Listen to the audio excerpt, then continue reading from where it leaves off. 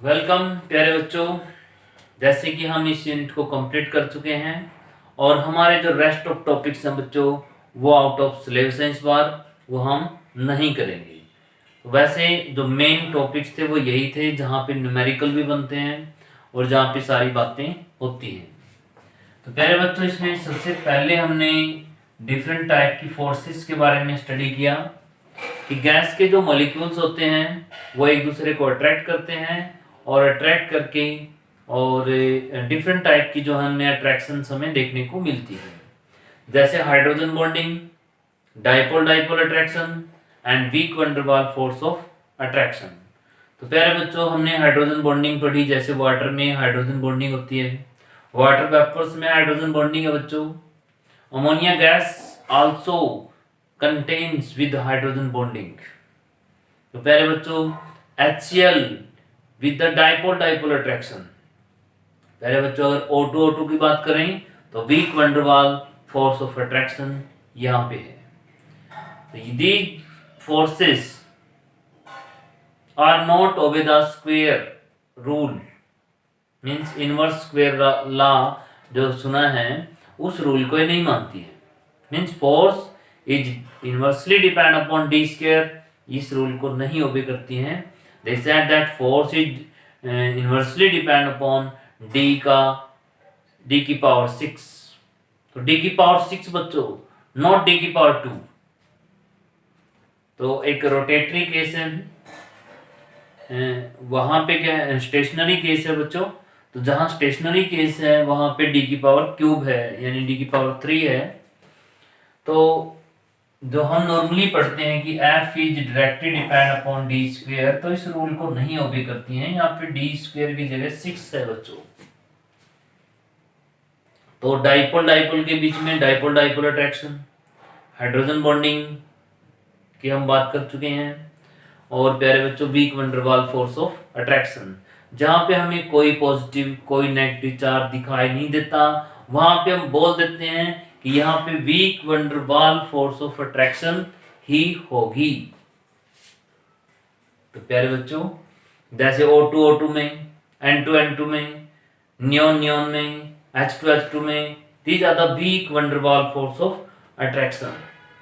तो हमने उसके डिफरेंट नेम भी पढ़े। बता सकते हो बच्चों उनके नेम क्या क्या थे?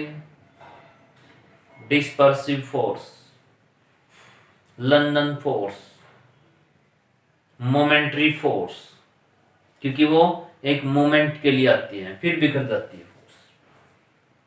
इसके बाद हमने लॉ स्टडी किए, जिसमें पहला लॉ पढ़ा हमने बॉयल्स लॉ। तो प्यारे बच्चों, बॉयल्स लॉ ने क्या कहा कि एट कांस्टेंट टेम्परेचर कांस्टेंट करना है, प्रेशर और वॉल्यूम जो है वो वेरी करेंगे। अगर तुम प्रेशर बढ़ाओगे तो वॉल्यूम डिक्रीज करेगा। तो यहाँ पे वॉल्यूम को इस साइड ले आएंगे, P1 V1 equal to P2 V2, ये फॉर्मूला बन जाता है यहाँ पे। अब प्यारे बच्चों, वो क्या करते हैं, हमें कहते हैं कि स्टार्टिंग में वॉल्यूम 2 लीटर है, बाद में वो वॉल्यूम 4 लीटर हो गया, और उसका प्रेशर प्यारे बच्चों स्टार्टिंग में जो प्रेशर था वो था उसका 1 एटमॉस्फेरिक, कि उसके बाद वाला प्रेशर क्या होगा। इस टाइप के न्यूमेरिकल यहाँ पे बनते हैं। तो हमने कुछ नहीं करना, वैल्यू पुट करनी है बस। ये ध्यान रखना है कि वॉल्यूम यहाँ लीटर में है तो it should be in litre in both side. अगर यहाँ ये एटमॉस्फेयर है तो हमारा प्रेशर का आंसर भी एटमॉस्फेयर में आएगा। तो प्यारे बच्चों, इसका आंसर बन जाएगा 1 एटमॉस्फेरिक, वॉल्यूम कितना है 2, प्रेशर हमें निकालना है, वॉल्यूम कितना है प्यारे बच्चों 4, तो 4 इसके डिवाइड में आएगा। तो ये P2 की वैल्यू क्या बनेगी बच्चों 1/2 एटमॉस्फेरिक। हम यहाँ पे क्लियरली देख सकते हैं, अगर गैस का वॉल्यूम डबल हो गया तो उसका प्रेशर हाफ रहेगा बच्चों। तो उसका प्रेशर क्या रहेगा, हाफ हो गया। क्योंकि अगर हम प्रेशर बढ़ाएंगे तो वॉल्यूम डिक्रीज होता है बच्चों, अगर हम प्रेशर को डिक्रीज करेंगे तो वॉल्यूम बैलून समझ लीजिए, यहाँ पे बैलून का वॉल्यूम इंक्रीज हो जाएगा। अगर बैलून के ऊपर बाहर से हम प्रेशर ज्यादा लगाएं वॉल्यूम कम हो जाता है, अगर बाहर के प्रेशर को कम कर दें तो वॉल्यूम बढ़ेगा। तो प्यारे बच्चों, यहाँ पे हम इस प्रेशर को इंटरनल प्रेशर नहीं ले रहे हैं, हम इसको आउटर प्रेशर से रिलेट कर रहे हैं। तो प्यारे बच्चों यहाँ पे ध्यान रखना, इसमें कंफ्यूज नहीं होना है। यहाँ पे हम आउटर प्रेशर से बात कर रहे हैं, दिस इज आउटर। ये बैलून के अंदर वाली गैस का प्रेशर नहीं है, ये बैलून के बाहर क्या प्रेशर है, दिस इज दैट प्रेशर। तो प्यारे बच्चों ये क्या था, बॉयल्स लॉ। तो बॉयल्स लॉ के बाद हमने पढ़ा चार्लिस लॉ। चार्लिस लॉ ने क्या कहा बच्चों, चार्लिस लॉ, चार्लिस, इसने भी कोई ना कोई कांस्टेंट किया, बता सकते हो। तो प्रेशर को कांस्टेंट किया बच्चों, तो ये टेम्परेचर और वॉल्यूम बचे। अगर टेम्परेचर बढ़ेगा तो वॉल्यूम भी इंक्रीज होगा, तो V इस साइड आ जाएगा। तो बच्चों T1 upon V1 is equal to T2 upon V2। तो प्यारे बच्चों ये यहाँ पे फॉर्मूला बनेगा, T1 upon V1 is equal to T2 upon V2। तो ये फॉर्मूला यहाँ पे रहेगा, T1 upon V1 is equal to T2 upon V2। अब इसमें क्या करेंगे बच्चों, शुरू में कहेंगे कि उसका शुरू में टेम्परेचर 27 डिग्री सेल्सियस है, उसका वॉल्यूम 2 लीटर है। बाद में प्यारे बच्चों उसका वॉल्यूम हो गया 4 लीटर। तो बताओ उसने कितना टेम्परेचर इंक्रीज किया, मतलब नया टेम्परेचर क्या है। तो कुछ नहीं, इनकी वैल्यू पुट करेंगे, लेकिन ध्यान रखना प्यारे बच्चों 27 डिग्री सेल्सियस की जगह हम केल्विन में पुट करेंगे, इसको डिग्री सेल्सियस में पुट नहीं करना है, लीटर को 2 में ही पुट करेंगे। T2 हमें कैलकुलेट करना है, इसकी वैल्यू 4 है। तो प्यारे बच्चों ये कैंसिल हो जाता है, 2 आ गया, 2 मल्टीप्लाई हो जाएगा इससे, यहाँ से शिफ्ट होके चला जाएगा ये 2 यहाँ। तो ये कितना आ गया, तो इसका आंसर बना इतने केल्विन। तो देखिए वॉल्यूम डबल हुआ तो टेम्परेचर भी डबल हुआ बच्चों, क्लियर है। तो ये था चार्लिस लॉ। ऐसे गेल-लुसाक लॉ, तो पहले बच्चों गेल-लुसाक लॉ क्या बोलता है, इसमें ऐसे ही एक वॉल्यूम कांस्टेंट हो जाता है, तो हमारे पास बचता क्या है, टेम्परेचर एंड प्रेशर। ये बच्चों इंटरनल प्रेशर है, temperature is directly depend on the internal pressure. तो यहाँ पे हम बात करेंगे T1 upon P1 is equal to T2 upon P2। T1 upon P1 is equal to T2 upon P2। तो इसकी हम बात करेंगे यहाँ पे,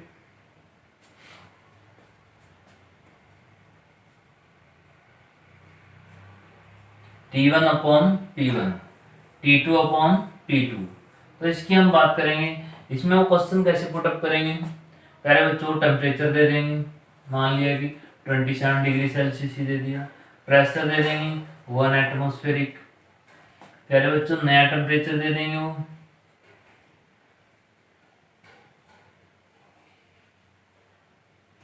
नया टेम्परेचर चलो 127 डिग्री सेल्सियस, ये मैं अपनी तरफ से वैल्यू दे रहा हूँ।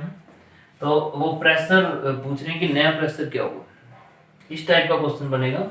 दे give the temperature, they give the next temperature, they give the starting pressure and they are asking about next pressure, यानी P2 पूछ रहे हैं।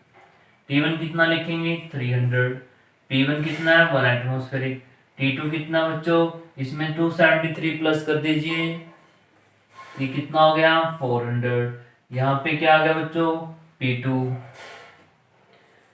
क्लियर है। तो P2 इस साइड आ जाएगा, ये 300 इसके नीचे चला जाएगा, 20 से 20 कैंसिल हो जाएंगी, तो यहाँ पे P2 क्या बना बच्चों 4/3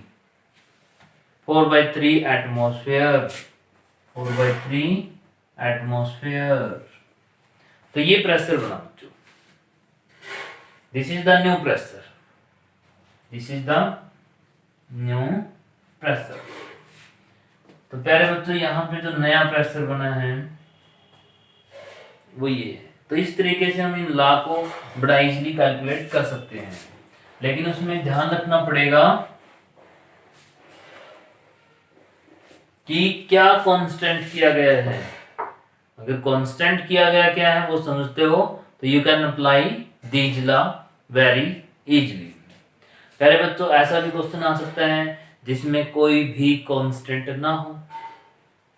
अगर उसमें कोई भी कांस्टेंट नहीं होता तो उसमें आप आइडियल गैस इक्वेशन लगाओगे, और आइडियल गैस इक्वेशन ये भी है P1V1 upon T1 equal to P2V2 upon T2।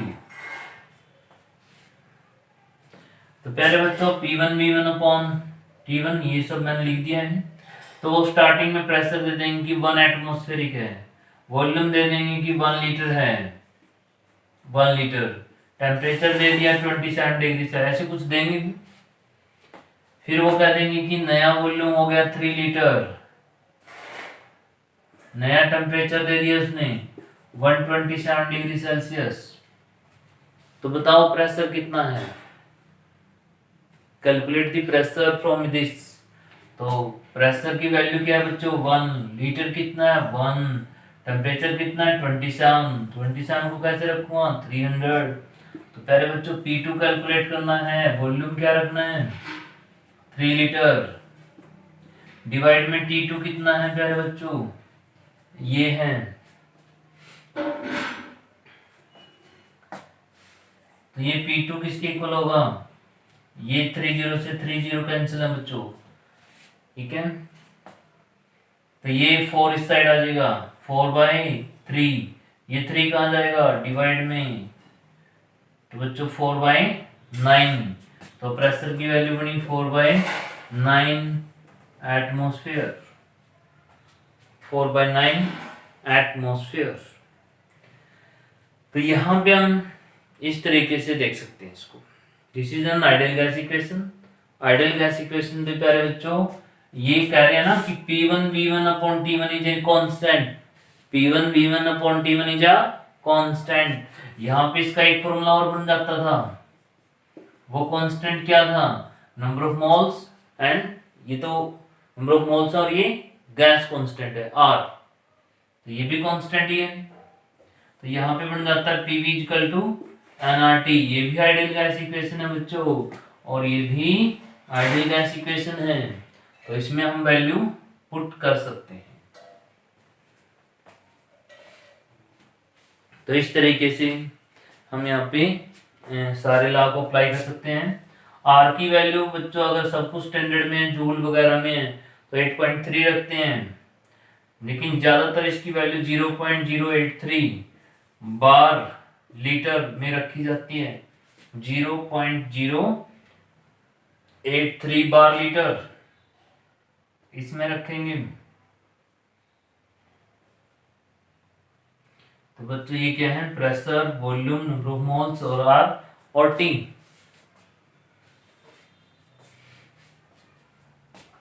तो इस तरीके से हम सारे लॉ को अप्लाई कर सकते हैं।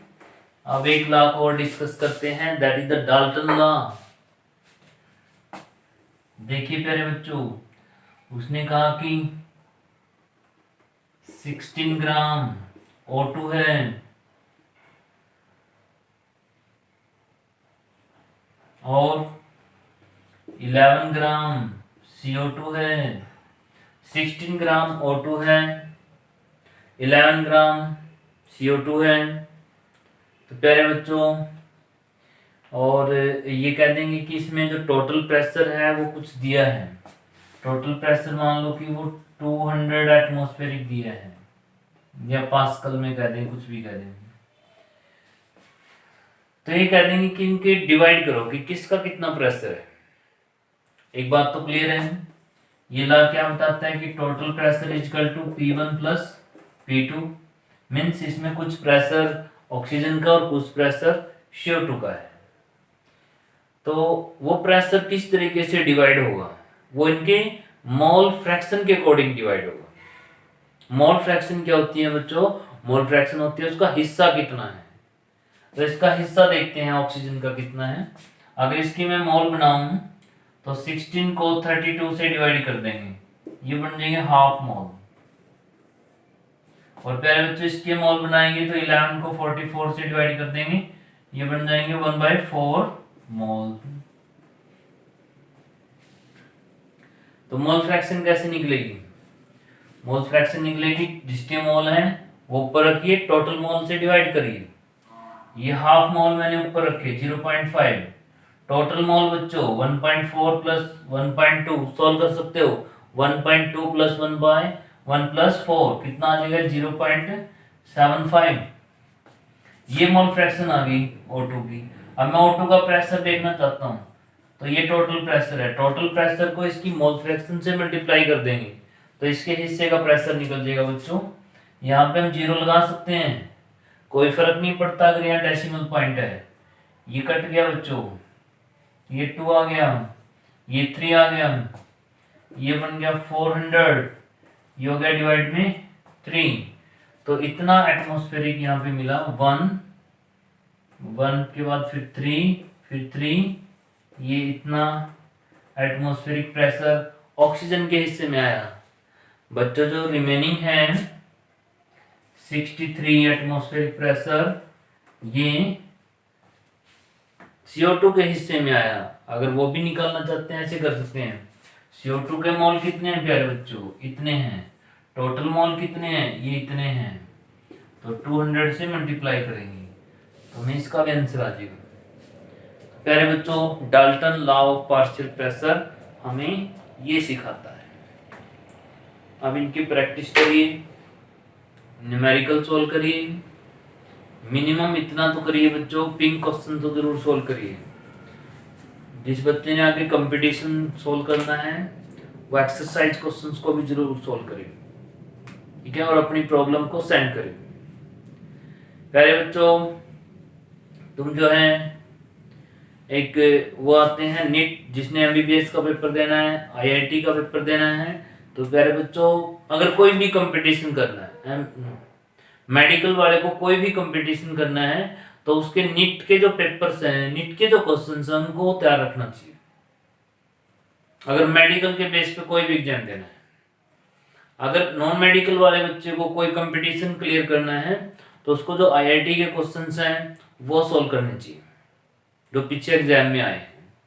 और इसके लिए मैंने आपको बता दिया है अरिहंत जी, हर सब्जेक्ट का होता है, वो कहीं से भी परचेज कर सकते हो, ऑनलाइन मंगवा सकते हो। उसमें चैप्टर वाइज ओल्ड क्वेश्चंस दिए हुए हैं, तो प्यारे बच्चों अगर आप उनको कर पा रहे हो, चाहे थोड़े कर लीजिए, एक चैप्टर के 40 क्वेश्चन दे दिए, तुमने 10 कर लो, कोई प्रॉब्लम नहीं है, लेकिन कर लो। That will give you a grip to clear the competitive exams. प्यारे बच्चों अभी टाइम है +1 वालों के पास, क्योंकि +2 में तो फिर ये हो जाता है कि बोर्ड की क्लास है, तो अभी इसको क्लियर करिए और अपनी तैयारी रखिए। थैंक यू बेटा, आज के लिए इतना है।